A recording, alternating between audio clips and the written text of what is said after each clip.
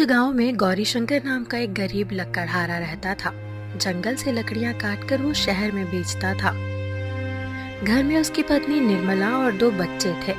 परिवार बड़ा हो रहा था और महंगाई भी, और जंगल भी अब धीरे धीरे खत्म हो रहे थे, जिससे गौरीशंकर बहुत परेशान था। क्या हुआ जी, आजकल तुम बहुत चिंतित दिखाई देते हो, बात क्या है?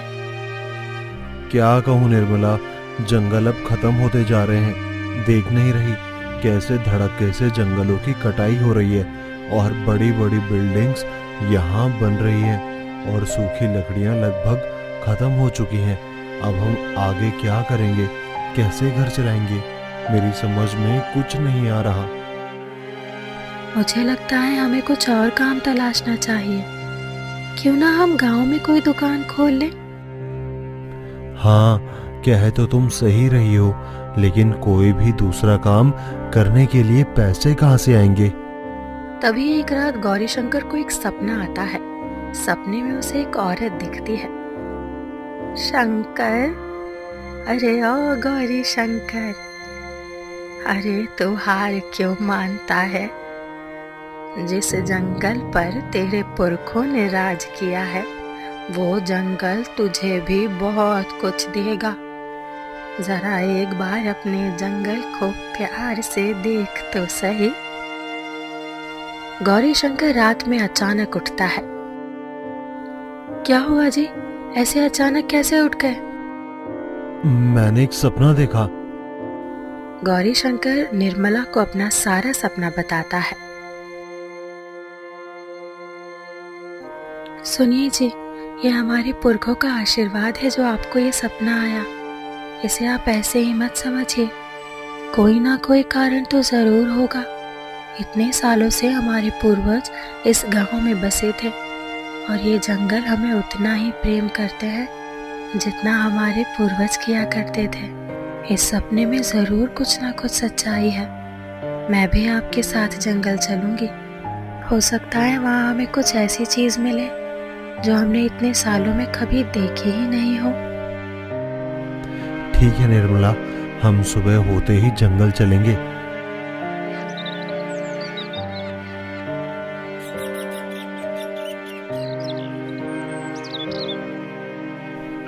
दोनों जंगल जाते हैं। जंगल में उन्हें बहुत देर तक कुछ भी नहीं मिलता। शंकर उदास होने लगता है और निर्मला से कहता है, चलो निर्मला, वो बस एक सपना ही था। सुनिए ना, थोड़ी देर और ढूंढते हैं, क्या पता सपना सच हो जाए। निर्मला, शाम होने वाली है और इस समय जंगल में रहना बिल्कुल उचित नहीं है। चलो, अब जिद मत करो। शंकर और निर्मला घर जाने ही वाले होते हैं कि अचानक उन्हें एक छोटा सा पेड़ नजर आता है। वो पेड़ छोटा होने के बावजूद बहुत आकर्षित लग रहा था। निर्मला उस पेड़ को गौर से देखती है और वहीं पर ठहर जाती है। फिर शंकर को बुलाती है। सुनिए जी, ये देखिए, जरा इस पेड़ को आप गौर से देखिएगा। कुछ अजीब नहीं है?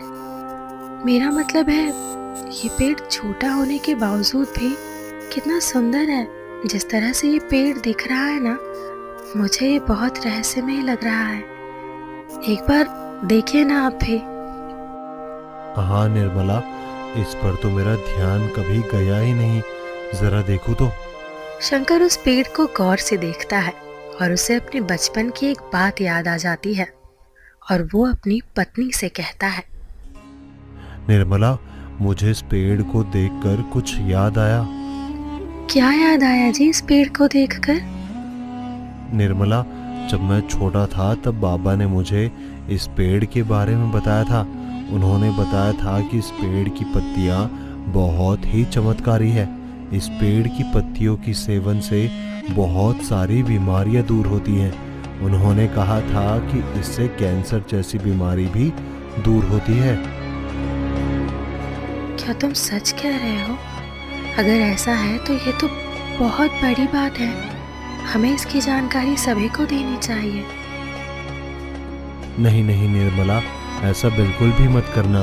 तुम्हें पता है, आज से कुछ सालों पहले भी यहाँ पर इस तरह के बहुत पेड़ हुआ करते थे, लेकिन लोगों ने इस पेड़ को लूटने के लालच में जंगल को पहले ही बर्बाद कर दिया।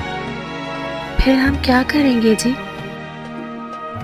मैं एक काम करता हूँ, हमारे यहाँ के फॉरेस्ट के अधिकारियों को ये बात बताता हूँ। अब वो लोग भी जंगल का हिस्सा है, हो सकता है वो हमें समझे।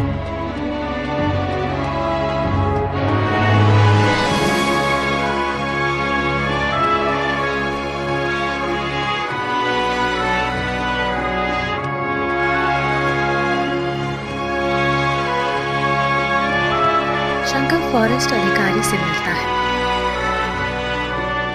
सर, मेरा नाम गौरी शंकर है, मैं आपको कुछ बताना चाहता हूँ। हाँ हाँ बताओ भाई, आज हमारे पास कैसे आ गए, क्या बात है, बोलो।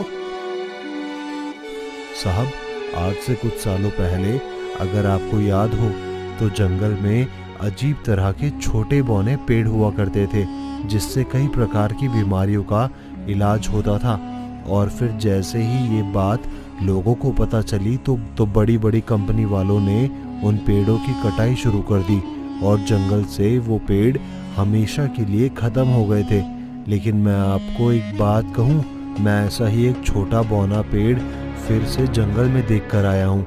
लेकिन अगर इस बार भी लोगों को पता चला तो हो सकता है कि जैसा पिछली बार हश्र हुआ था वही हालत फिर से न बन जाए। शंकर, तुम ये क्या बात कर रहे हो? उन बौने पेड़ों का वापस इस जंगल में पाया जाना किसी चमत्कार से कम नहीं है।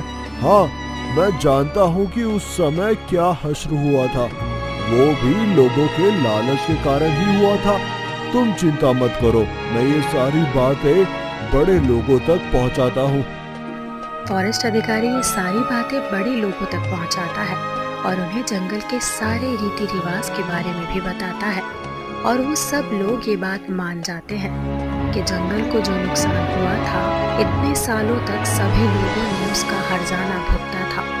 उन पेड़ों का चमत्कारिक रूप से वापस आना किसी आशीर्वाद से कम नहीं था।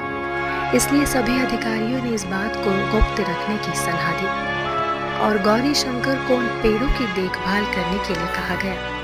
सरकार की तरफ से उसे फॉरेस्ट विभाग में नौकरी मिल गई। देखो निर्मला, हमारे पूर्वज कभी नहीं चाहते थे कि हम जंगल से दूर रहें, और आज इन पेड़ों को वापस पाकर और इनकी देखभाल कर मैं बहुत खुश हूँ। ऐसा लग रहा है जैसे हमारे सारे पूर्वज हमारे साथ ही हैं। जी हाँ, आपको नौकरी भी मिल गई और काम भी। जंगल की देखभाल करना, इससे बढ़कर क्या खुशी हो सकती है हमारे लिए। हमें और कुछ नहीं चाहिए।